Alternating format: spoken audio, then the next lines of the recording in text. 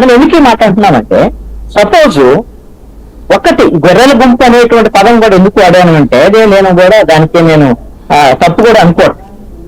ఇప్పుడు ముఖ్యమంత్రి జగన్మోహన్ రెడ్డి కంటైనర్ లో డబ్బులు తీసుకెళ్ళి ఇప్పుడు ద్వారంపూడి చంద్రశేఖర్ రెడ్డి ద్వారాగా సముద్ర మార్గం నుంచి పోతంటే ఇప్పుడు బీజేపీ ప్రభుత్వం ఏం చేస్తాను, సపోజ్ ఒక్క మాట మనం అనుకో, సపోజ్ వాడు కూడా రాజకీయ ప్రతి మంచివాడు కూడా అనుకుంటాం తీసుకెళ్తాడండి లండన్ ఈ లక్షల కోట్లని తీసుకెళ్ళకంటే ఏం చేసుకుంటాడు నాకు అర్థం కాదు. అక్కడ కామన్ సెన్స్ ఉండద్దా? చిట్టు కాగితాలతో సమానం. ఎట్లా ఎక్స్చేంజ్ చేస్తారు చెప్పండి? ఇక్కడ మనం ఆంధ్రప్రదేశ్ లో ఉండేటువంటి డబ్బులే ఒక చోట నుంచి ఇంకో చోట ఖాతాలో తీసుకొని రావాలంటే ఎలక్షన్ అప్పుడే కాదండి, ఇప్పుడు కూడా కట్టుకుంటే దానికి సంబంధించినటువంటి లెక్క పత్రం అవన్నీ అవసరం. సపోజ్ కొన్ని డాలర్స్ ఇక్కడ ఎవరి దగ్గర దొరికాయి అనుకోండి, ఏమైంది చెప్పండి, అది మీద కేసు పెడతారా, ఏం చేస్తారు మరి? ఇది కామన్ సెన్స్ ఉన్నవారు కూడా అర్థం. అదే విధంగా చంద్రబాబు నాయుడు వెళ్ళాడు, డబ్బులు మనీ లాండరింగ్ చేస్తాడు, లేక ఇంకోటి చేస్తాడు. కానీ ఎప్పుడో స్కిల్ కేసుకు సంబంధించినటువంటి వ్యవహారాలు ఇవన్నిటిని ఇప్పుడు ఆ స్కిల్ కేసు విచారణ జరుగుతుంది. ఇప్పుడు ఏం చేస్తారు దాంట్లో? ఇప్పుడు ఆయన ముఖ్యమంత్రి లేకపోతే ఆయన కుంభకోణాలు చేసే లేకపోతే అసలు సూట్ కేస్ కంపెనీలు వ్యవహారము మనీ లాండరింగ్ అనేటువంటిది నాకు తెలిసి ప్రతి రాజకీయ నాయకుడు చేస్తున్నాడండి, కీలకమైన నాయకులు అందరూ కూడా.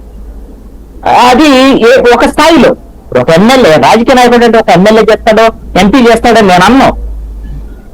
ఒక వ్యాపారాలు చేసేటువంటి వాళ్ళు దీన్ని మనీ లాండరింగ్లు ఈ వ్యవహారాలు సూట్ కేస్ కంపెనీలు అందరి మీద ఆరోపణలు ఉన్నాయి ఒక స్థాయి రాజకీయ నాయకులు. ఇప్పుడు మన రాజకీయాల్లో ఉండేటువంటి వాళ్ళందరూ కార్పొరేట్ డబ్బులు సంపాదించినటువంటి వాళ్ళు వీళ్ళకి అది వస్తుంది. వీళ్ళేం చేస్తారు? మనీ లాండరింగ్ చేయక ఏం చేస్తారు? కొన్ని మనీ లాండరింగ్ చేస్తే దాంట్లో ఏమైనా ఉంటే మనం పట్టుకోగలిగినటువంటి పరిస్థితి ఉంటే ఓకే, వాళ్ళ దగ్గర పవర్ కూడా ఉంది కదా. ఇప్పుడు కేంద్ర ప్రభుత్వాలు లేక రాష్ట్ర ఒకరు సహకారము ఏమి ఉందనుకోండి, అన్ని జరిగిపోతా ఉంటాయి. దొరికితే దొంగ, దొరకకపోతే దొంగ, అంతే కదా.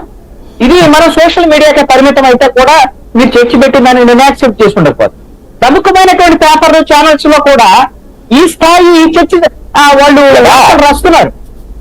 దానివల్ల సాధించేది ఏంటో నాకైతే అర్థం కావాలి.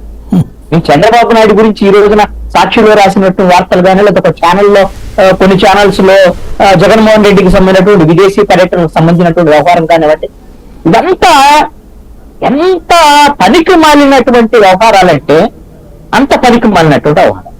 నేనంటాను ఈ మొత్తం రేపొద్దున ప్రభుత్వం ఏర్పడబోతుంది జూన్ 4వ తేదీ. ఎవరు గెలుస్తారు ఎవరు ఓడతారు అనేటువంటిది ఎవరు చెప్పలేరు. దాని గురించి చర్చ జరపడం అనేది ఒక అర్థవంతమైనటువంటి వ్యవహారం. ఎందుకంటే ఎవరికి ఎలాంటి అవకాశాలు ఉన్నాయి, ఎవరికి అవకాశాలు లేవు, జనం నాయుడు ఎలా ఉంది, ఇలాంటివన్నీ కూడా జనంలో ఇంట్రెస్ట్ ఉంటాయి.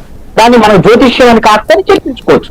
కానీ బాధ్యతాయుతమైనటువంటి మీడియా అయితే ఎవరైనా సరే నా సూచన ఏమిటి అనంటే, నేను దాన్ని కోరుకుంటాను కాబట్టి నేను అది చెప్తున్నాను. ఒకవేళ కొత్త ప్రభుత్వం ఏర్పడితే ఇప్పటి వరకు ఉన్నటువంటి ప్రభుత్వాలు ఆంధ్రప్రదేశ్ కి సంబంధించినటువంటి పాలన విషయంలో ఏమీ